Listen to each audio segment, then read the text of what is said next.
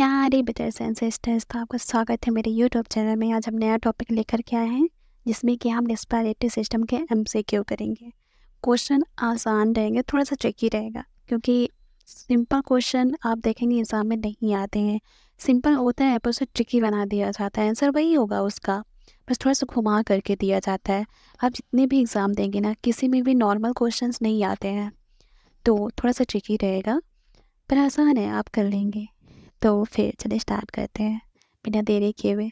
सबसे पहले हम देखेंगे what is the respiratory system main purpose, यानी कि श्वसन तंत्र का रेस्पिरेटरी सिस्टम का प्राथमिक कार्य क्या है। तो इसका ऑप्शन देखते हैं।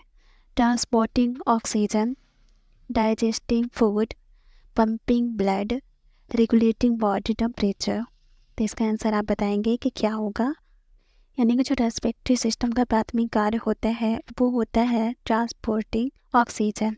फर्स्ट ए नंबर होगा इसका answer, transporting oxygen. Second question है, for the respiratory system gas exchange which organ is in responsible. श्वसन तंत्र में गैसों का आदान प्रदान के लिए कौन सा अंग उत्तरदायी है।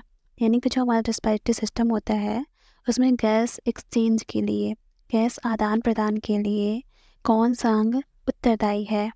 जो हम श्वसन करते हैं यानी कि जो सांस लेते हैं उसे अंदर बाहर करने के लिए कौन सा अंग उत्तरदायी होता है। तो सबसे पहले हम ऑप्शन देखेंगे, लंग्स, लिवर, स्टोमक, किडनीज। तो इसका आंसर होगा लंग्स। लंग्स जो हमारा होता है वो गैसों के आदान प्रदान के लिए उत्तरदायी होता है।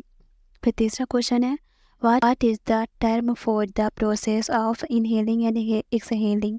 सांस लेने और छोड़ने की प्रक्रिया को क्या कहते हैं। जब हम सांस लेते हैं फिर छोड़ते हैं, इसे क्या बोला जाता है।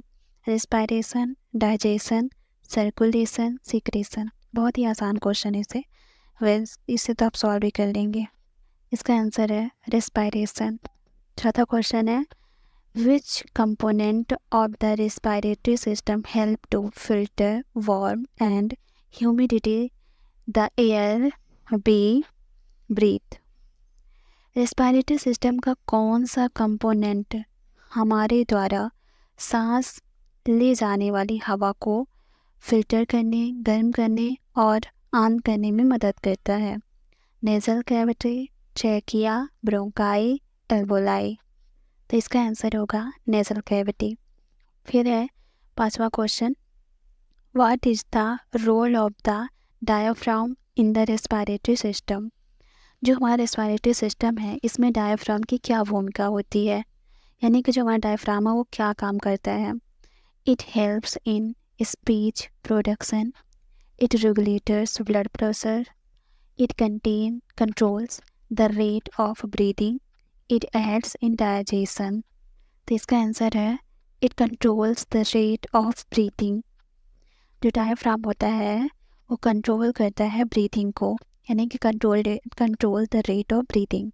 फिर सिक्स्थ क्वेश्चन है, which area of the brain controls breathing the most. मस्तिष्क का कौन सा भाग मुख्य रूप से श्वास के नियंत्रित करता है। तो सेरिबेलम, मेड्यूला ऑब्लांगेटा, हाइपोथैलेमस। तो मस्तिष्क का जो मुख्य रूप से सांस को नियंत्रित करता है वो है मेड्यूला ऑब्लांगेटा। सेवंथ क्वेश्चन है, which respiratory disorder is characterized by inflammation and narrowing of the airways leading the difficulty breathing। किस रेस्पिरेटरी डिसऑर्डर की विशेषता वायुमार्ग में सूजन और संकुचन है जिससे सांस लेने में कठिनाई होती है। Asthma, pneumonia, bronchitis, emphysema. तो इसका आंसर होगा अस्थमा। हम देखेंगे आठवां question, what is the term for the volume of air that remain in the lungs after maximal expiration. अधिकतम निःश्वासन के बाद फेफड़ों में बची हुई हवा की मात्रा को क्या कहते हैं। मतलब जब हम निःश्वासन कर लेते हैं उसके बाद फेफड़े में जो हवा बचती है तो उसे क्या कहते हैं? Whittle capacity, tidal volume, residual volume, expiratory reserve volume. तो इसका आंसर होगा residual volume. Thank you for watching. अगर वीडियो आपको अच्छा लगा तो लाइक और सब्सक्राइब जरूर करें। Thank you.